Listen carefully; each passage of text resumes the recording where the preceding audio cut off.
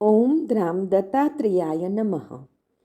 દિગંબરા દિગંબરા શ્રીપાદ વલ્લભ દિગંબરા નો તારક મંત્ર આપનાર પરમહંસ પરિવ્રાજકાચાર્ય શ્રીમદ વાસુદેવાનંદ સરસ્વતી સ્વામી મહારાજે તેમના જીવનકાળ દરમિયાન મરાઠીમાં લખેલ પત્રોનો સંગ્રહ એટલે શ્રી વાસુદેવ પત્રબોધ સંગ્રહ, જેમાં સ્વામી મહારાજના અક્ષર પ્રસાદ રૂપે કુલ 292 પત્રો છે. દરરોજ ક્રમમાં આ માર્ગદર્શક પત્રોનું શ્રવણ કરીશું. પત્ર નંબર 88. શ્રી દત્ત. દેવાલય અંગે સૂચનો. નૃસિંહવાડી, ચૈત્ર સુદ ત્રીજ, 1832, 22/4/1910. વેદશાસ્ત્ર સંપન્ન ગણેશ વ્યંકટેશ સાતવડેકર, કોલગાંવ, નમસ્કાર. વીપીથી તમારો પત્ર મળ્યો. સમાચાર જાણ્યા. શ્રી પરમહંસ પરિવ્રાજક ગુરુ મહારાજને પત્ર વાંચી સંભળાવ્યો. તેઓ શ્રીએ નીચે પ્રમાણે જવાબો લખાવ્યા છે. પહેલું, દેવાલય મંદિર પૂર્વાભિમુખ બાંધવું, સગવડયુક્ત ન હોય તો ઉત્તરમુખ.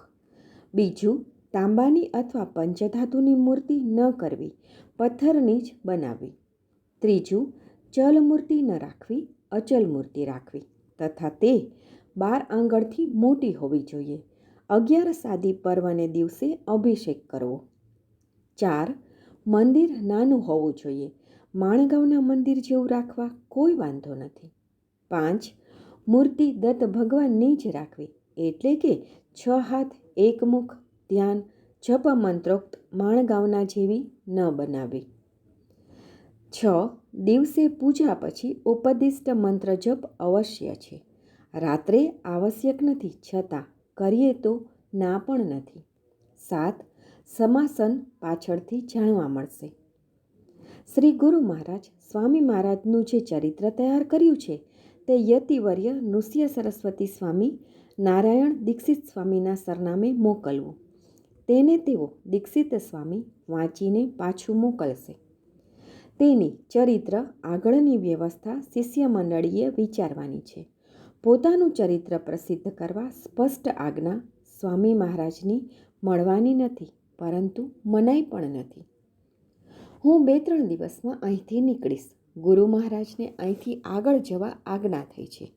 તેઓ શ્રી આગળ ન જાય તથા તેઓનું વાસ્તવ્ય અહીં જ રહે તે માટે બ્રાહ્મણોએ મહારુદ્રાનું સ્થાન કર્યું. આગળ જતાં શું થાય છે તે જોઈશું. અવધૂત ચિંતન શ્રી ગુરુદેવ દત્ત.